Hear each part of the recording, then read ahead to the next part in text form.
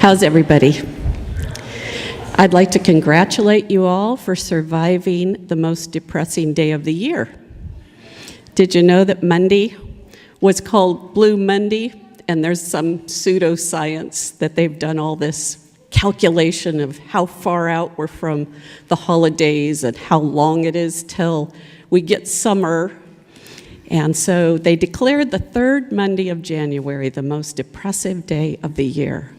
And we are all here. We made it. So congratulations. And today I want to talk to you about choice. And our lesson today just tied in with this so well about choices that we make. Because we are constantly making choices. And today I'm going to be focusing on a specific area of our health that we choose, but this doesn't have to do with health. We know that we are constantly choosing where we're going to head. And very few of us, when we were teenagers, said, well, when I am 40, I would like to be overweight, out of shape, and a heart attack waiting to happen. Right? Did any of you say that when you were a teenager? No. Okay. So how did we get from here to here? And that's what I'd like for us to look at today. We all desire the freedom of choice, and God gave us that. It's an amazing thing. Moses said that he had set before. Oops, I guess I skipped something. Let's back up from Moses, okay? So some of our choices are really important, but some choices may not be.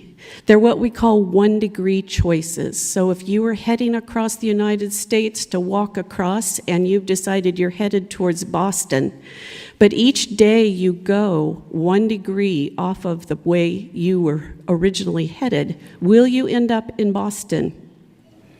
You will not. You will end up far off course in some territory you probably don't want to be.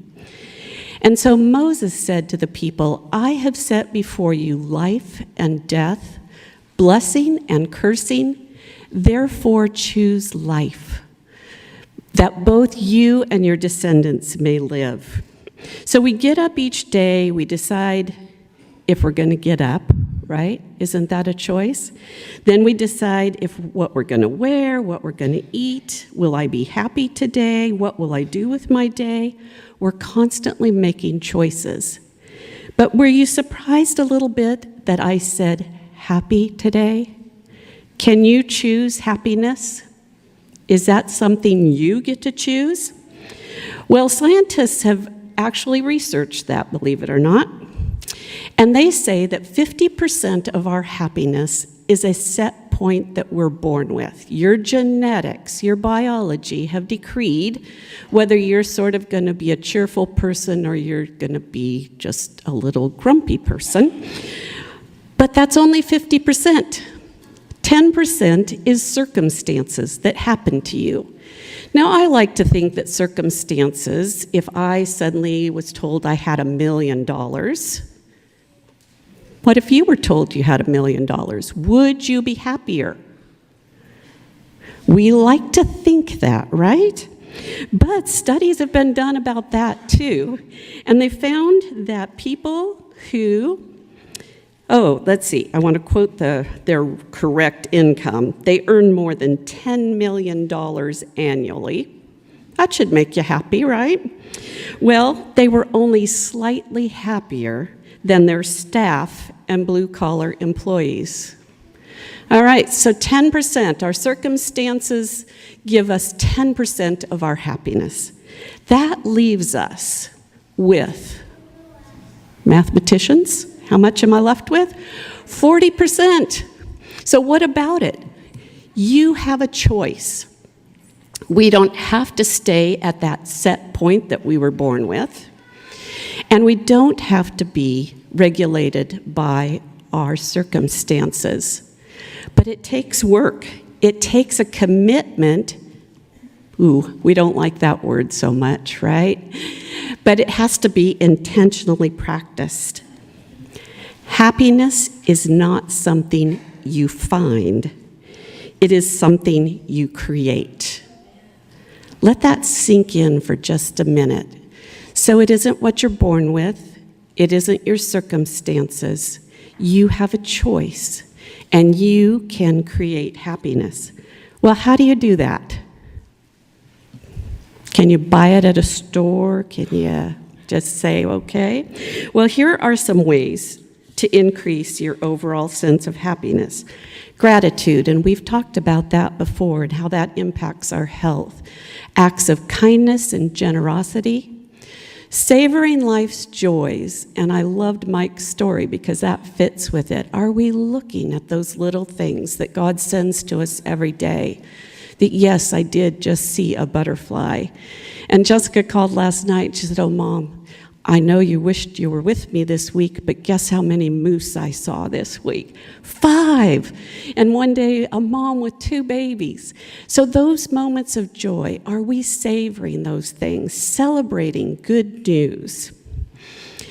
We increase our flow experiences. And what I mean by that is a flow experience is an activity that just gets you so excited and you're having so much enjoyment that you lose track of time. That's a flow experience, so having more of those. Acting happy. Can you put on a smile face and it improve your happiness? Yeah, that's really true. And then, of course, forgiving yourself and others. And then there's a couple more. Humor. Do you know that little kids laugh about 400 times a day, but adults only 17? Now that's a huge difference, right? Very huge. So make recreation and play important parts of your day. And George Bernard Shaw said, we don't stop playing because we grow old. We grow old because we stop playing. Oh, interesting. Well, interestingly enough, God's word backs that up. And Ellen White says, it is not the will of God that his people should be weighed down with care. The Lord would have all his sons and daughters happy, peaceful, and obedient. Happiness that is sought from selfish motives outside of the path of duty is ill-balanced, fitful, and transitory. Sort of like winning the $1 million. It may give you a few weeks of happiness, but not a lifetime. It passes away and the soul is filled with loneliness and sorrow. But there is joy and satisfaction in the service of God. The Christian is not left to walk in uncertain paths. He is not left to vain regrets and disappointments.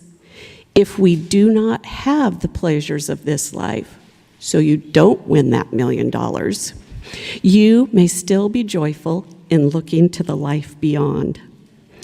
So we each have a choice.